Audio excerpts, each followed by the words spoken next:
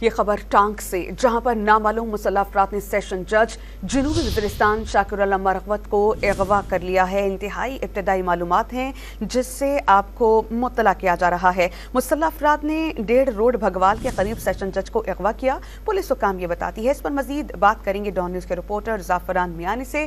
زعفران، بتائیے گا یہ واردات کب ہوئی اور پولیس اب تک کیا معلوم کر سکی ہے؟ جی بہت شکریہ۔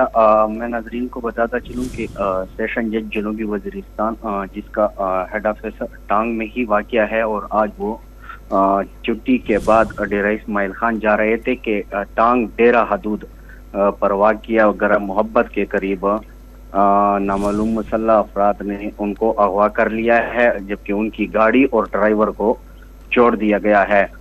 پولیس کا اس حوالے سے جب ہم نے بات کی ہے تو پولیس فوراً اطلاع ملتی ہی جاوا کنواں کی طرف روانہ ہو چکی ہے، اور ٹانک اور ڈیرہ اسماعیل خان کا چونکہ یہ حدود ہے اور بالکل باؤنڈری لائن پر یہ جگہ واقع ہے، اس لیے ڈیرہ اسماعیل خان اور ٹانک پولیس مشترکہ سرچ آپریشن میں مصروف ہے، لیکن تاحال آخری اطلاع تک بازیابی نہیں ہو سکی ہے۔ سیشن جج شاکر اللہ مرغوت جنوبی وزیرستان میں بحیثیت سیشن جج تعینات تھے، اور آج وہ ڈیرہ اسماعیل خان اپنے گاڑی میں جا رہے تھے۔